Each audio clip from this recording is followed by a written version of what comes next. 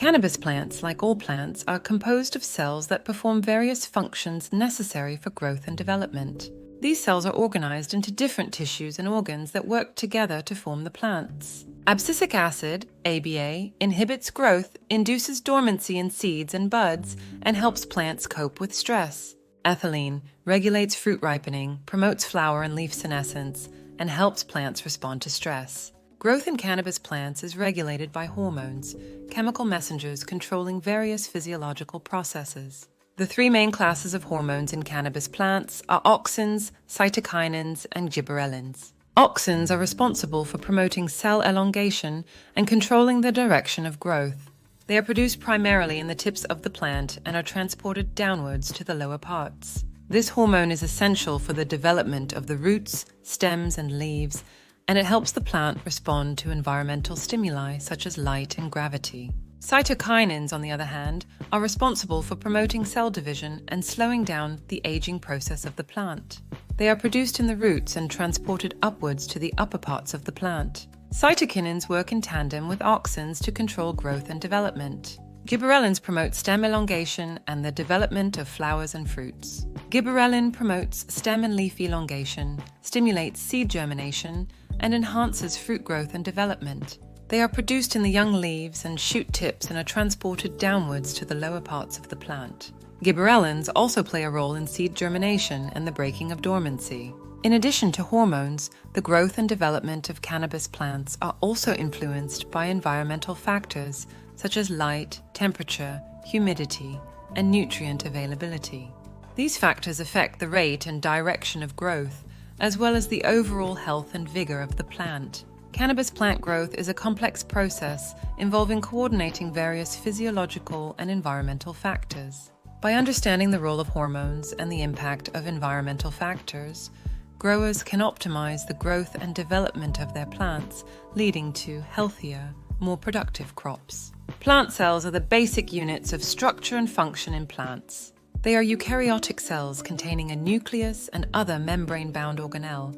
Understanding the anatomy and function of cannabis cell structures is essential for breeders to produce high-quality plants with desired traits. By studying the cellular components of cannabis plants, breeders can manipulate and enhance specific traits to improve the overall quality of their plants. Molecular genetics studies how genes are expressed and regulated at the molecular level. Genes are sequences of DNA that contain the instructions for making proteins, which are essential for all cellular functions. Molecular genetics involves the study of the structure and function of DNA, RNA, and proteins, and how they interact to regulate gene expression.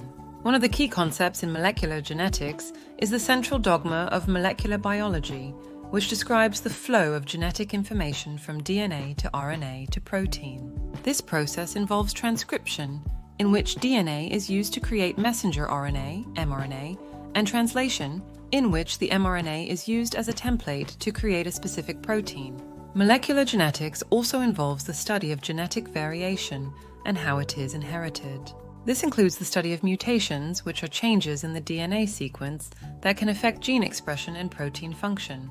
Understanding molecular genetics is essential for many areas of plant biology, including plant breeding, genetic engineering, and the development of new plant varieties. Chromosomes, the molecular entities responsible for carrying genetic information within cells, play a pivotal role in the growth and development of plants. Eukaryotic cells, such as those found in plants, are characterized by a nucleus where chromosomes are housed.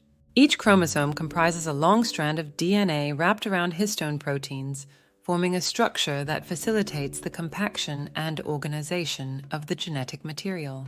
Mitosis, the process of cell division, in which a single cell divides into two genetically identical daughter cells, is crucial for the proper functioning of living organisms. Mitosis is essential for plant growth and development, tissue repair, and reproduction. During mitosis, the chromosomes are duplicated and then segregated into two sets distributed to the daughter cells. Diploid cells, as the name suggests, contain two sets of chromosomes, one set inherited from each parent. Plants' diploid cells are most commonly found in the body's somatic cells, such as leaves and stems.